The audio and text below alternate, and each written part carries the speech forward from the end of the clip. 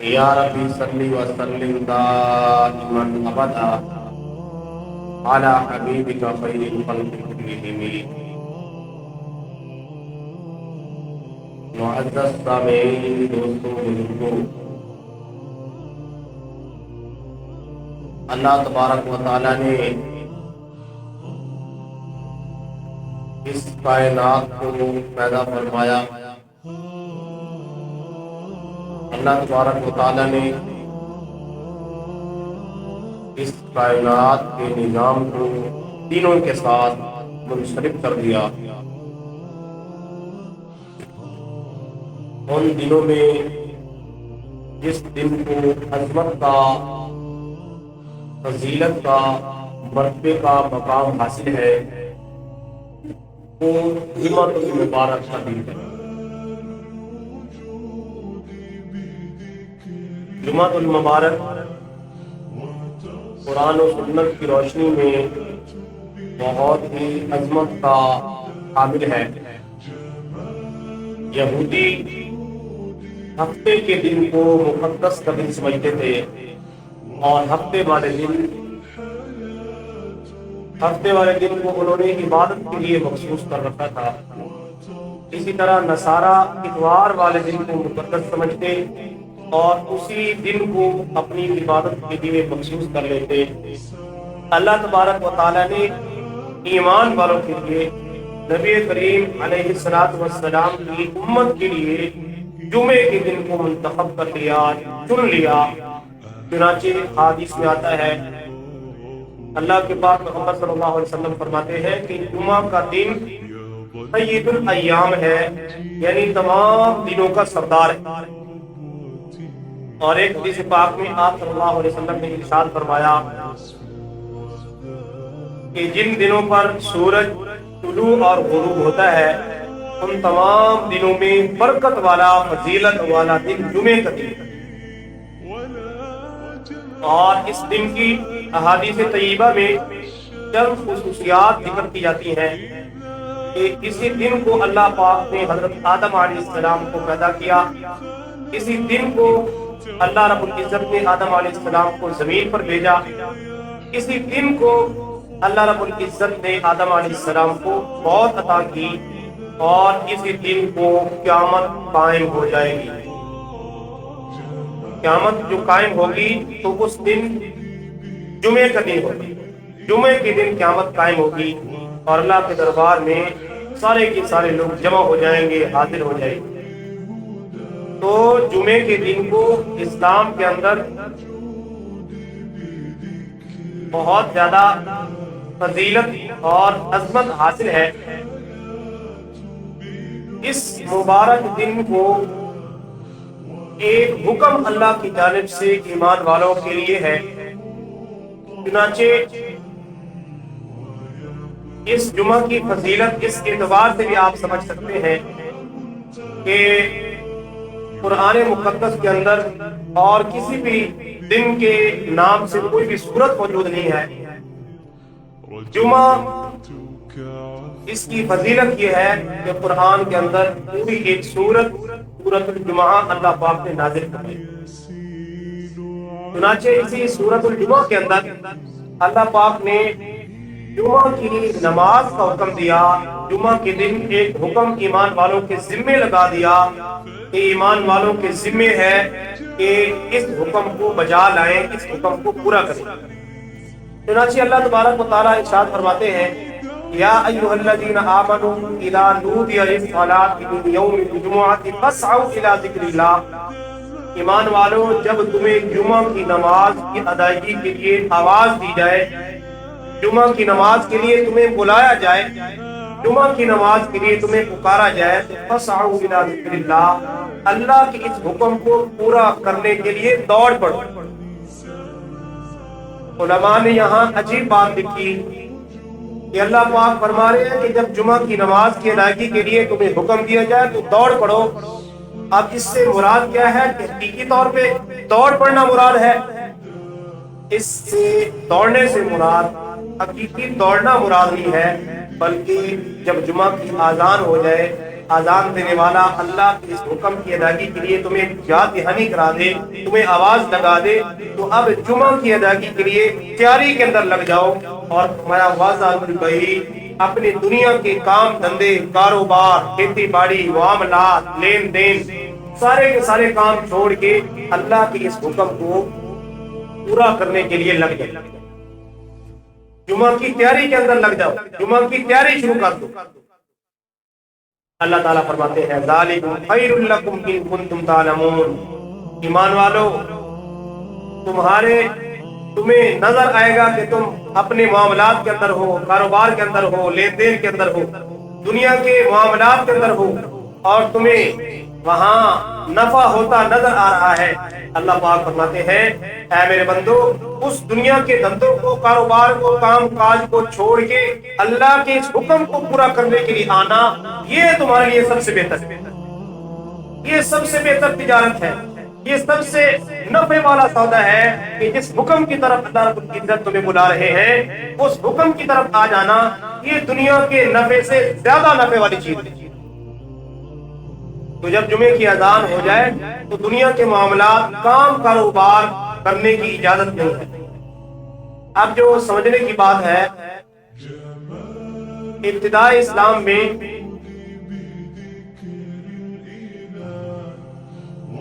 جمعہ کی جو پہلی اذان ہوتی تھی، وہ جب امام منبر پہ بیٹھ جاتا اس وقت جو اذان کہی جاتی تھی وہ جو ہے جمعہ کی اذان۔ آپ علیہ السلام کے دور مبارک میں سیدنا صدیق اکبر رضی اللہ تعالی عنہ، سیدنا فاروق اعظم رضی اللہ تعالی عنہ، ان ادوار میں یہ ایک ہی اذان تھی کہ جب امام منبر پہ بیٹھ جاتا اور مؤذن سامنے کھڑے ہو کے اذان پڑھا کرتا تھا۔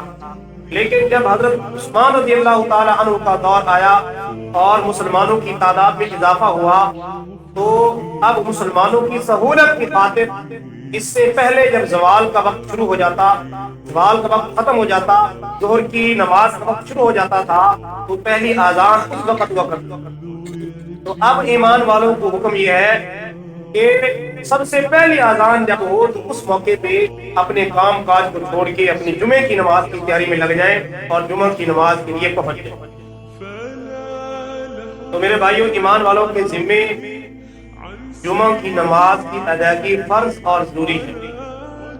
جہاں جمعہ کی نماز کے فضائل ہیں، اس کے فضائل ہیں کہ اللہ کے پاک پیغمبر صلی اللہ علیہ وسلم نے ارشاد فرمایا کہ 5 نمازیں اور ایک جمعہ دوسرے جمعے کے درمیان جو ہے، اور یہ اس سے کیا ہے، انسان کے گناہ معاف ہو جاتے ہیں، گناہوں کا کفارہ بن جاتا ہے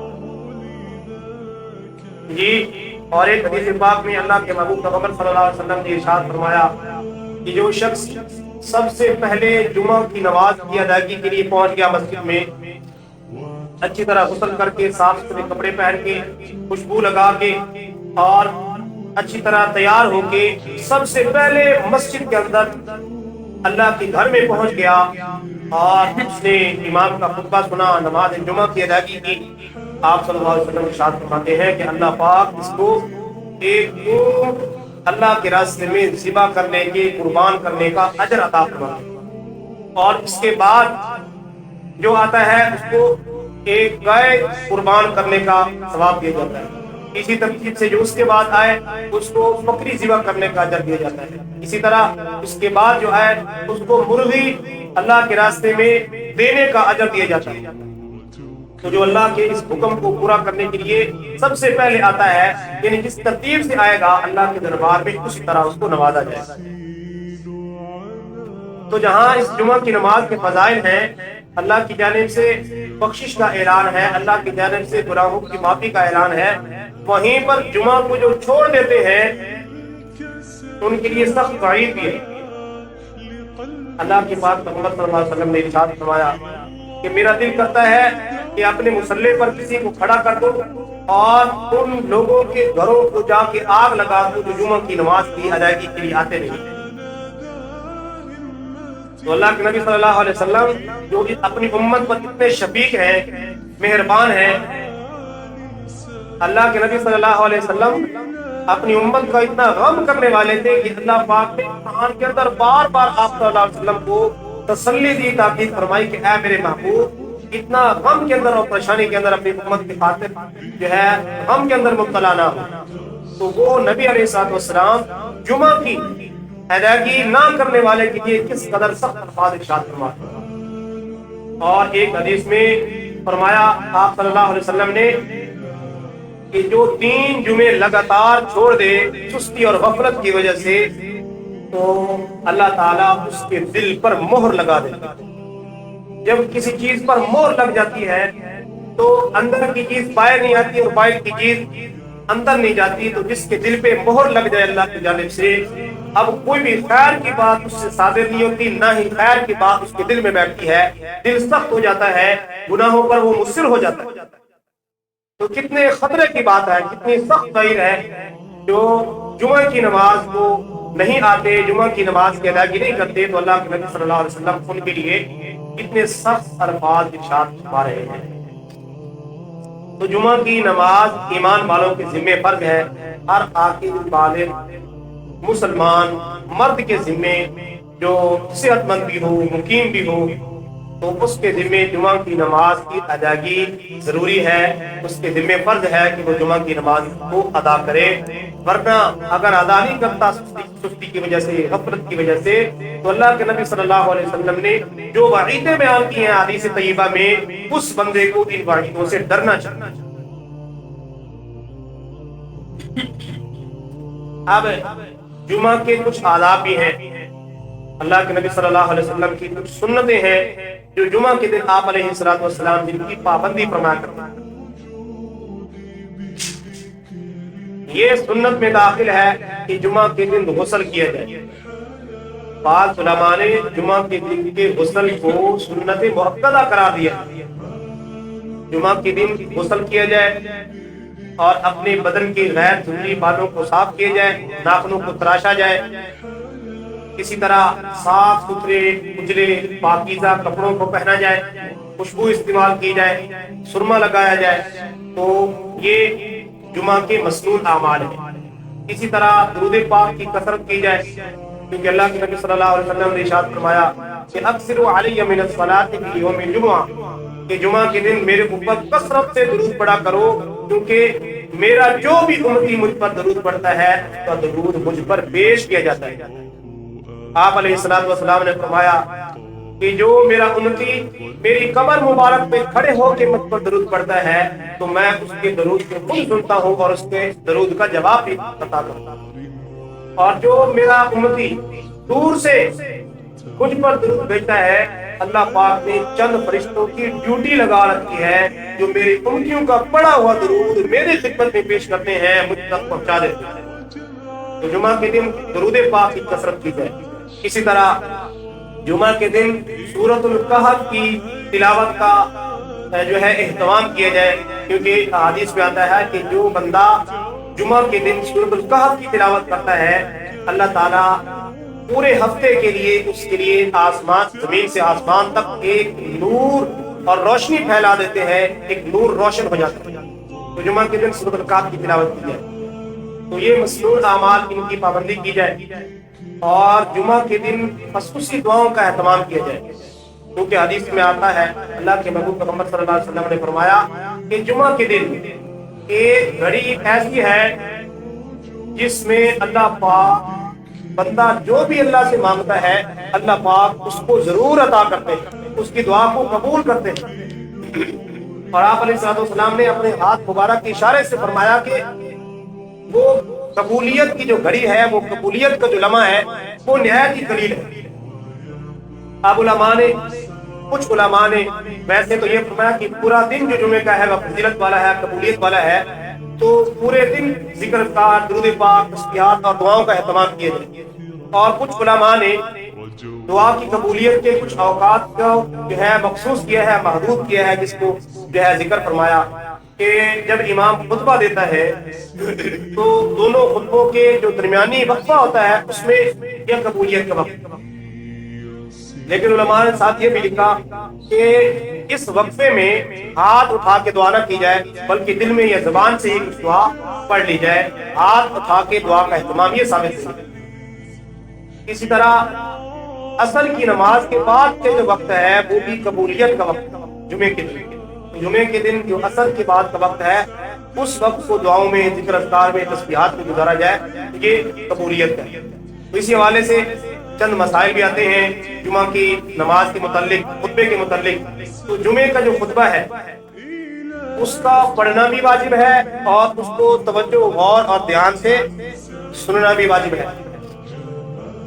اور توجہ دھیان سے سننے کی تاکید اللہ کے نبی صلی اللہ علیہ وسلم نے فرمائی کہ جب جمعے کا خطبہ امام دے رہا ہے تو کوئی بھی بات چیت، کسی اور بھی معاملے میں ادھر ادھر توجہ یا ہاتھوں سے ادھر ادھر کھیلنا یا موبائل استعمال کرنا یہ آداب کے خلاف ہے اور اس سے منع کیا گیا.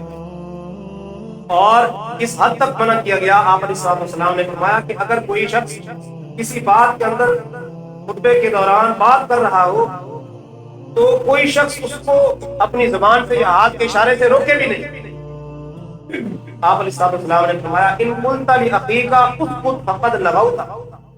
ابو ہریرہ رضی اللہ عنہ فرماتے ہیں کہ آپ علیہ الصلوۃ والسلام نے فرمایا جب جمعے کے خطبے کے دوران کوئی مسلمان بھائی بات کے اندر، بات چیت کے اندر مبتلا تھا اور دوسرے نے اس کو کہا بھائی چپ ہو جاؤ خطبہ ہو رہا ہے، آپ علیہ الصلوۃ والسلام نے فرمایا اس روکنے والے نے بھی غلطی کی ہے، اس نے بھی گناہ کا کام کیا ہے، اس نے بھی ناجائز عمل کیا ہے. اور اسی طرح خطبہ جو سننا ہے ادب سے، اس کا جو وجوب ہے اس کی کوئی بھی خطبہ سننے کی کوئی کیفیت احادیث کے اندر ذکر نہیں کی گئی. عام طور پہ دیکھا جاتا ہے کہ جب خطبہ سنا جاتا ہے تو پہلے خطبے میں ہاتھ باندھے جاتے ہیں اور دوسرے خطبے میں ہاتھ کھول کے بیٹھا جاتا ہے. یہ مشہور ہی ہے. حالانکہ یہ طریقہ کوئی بھی کیفیت، یعنی ہاتھ باندھ کے یا ہاتھ کھول کے کوئی کیفیت خاص کر لینا، یہ ثابت نہیں ہے. ہاں دو زانوں ہو کے بیٹھیں، متوجہ ہو کے بیٹھیں اور خوب دھیان اور توجہ سے خطبے کو سماعت کریں، اتنا ثابت ہے. اس طرح جمعہ کی نماز کی جو نیت ہے یہ بھی بڑا اہم مسئلہ ہے. ہمارے ہاں ہم نے بھی بچپن میں یہی سیکھا، بعد میں جب جو ہے دین کا علم حاصل کیا تو اس وقت مسائل کا پتہ چلا. جمعے کی نیت کے حوالے سے عوام الناس میں یہ بات مشہور ہے کہ جمعے کے فرضوں سے پہلے جو رکھتے ہیں ان کو کہا جاتا ہے کہ اول جمعہ، اور فرضوں کے بعد والی جو رکھتے ہیں ان کو کہا جاتا ہے آخر جمعہ. جب نیت کی جاتی ہے تو اول جمعہ اور آخر جمعہ کی اصطلاح مخصوص کی جاتی ہے. حالانکہ شریعت کے اندر اس کا کوئی تصور نہیں ہے، یہ اصطلاح شریعت کے اندر نہیں ہے. جب نیت کی جائے تو محض صرف وقت نماز جمعہ کی نیت کی جائے، چاہے آپ سنت ادا کر رہے ہو، چاہے آپ نوافل ادا کر رہے ہو، چاہے آپ فرائض ادا کر رہے ہو، تو وقت نماز جمعہ کی نیت کی جائے اول آخر. یہ اصطلاح شریعت کے اندر اس کا ثبوت نہیں ہے. تو یہ جمعہ کی نماز کے آداب بھی ہیں، یہ مسنون طریقے بھی ہیں، اور نبی علیہ الصلوۃ والسلام نے اس کی جو اہمیت ذکر کی، اس کے جو فضائل ذکر کی، ہمیں ان کو مد نظر رکھنا چاہیے، ان کی پابندی کرنی چاہیے. اور جمعے کا دن جو ایمان والوں کے لیے ایک انعام کا دن ہے، تحفے کا دن ہے، بلکہ یہاں تک فرمایا گیا حدیث میں کہ عید الفطر اور عید الاضحیٰ سے بھی اس کی فضیلت زیادہ ہے.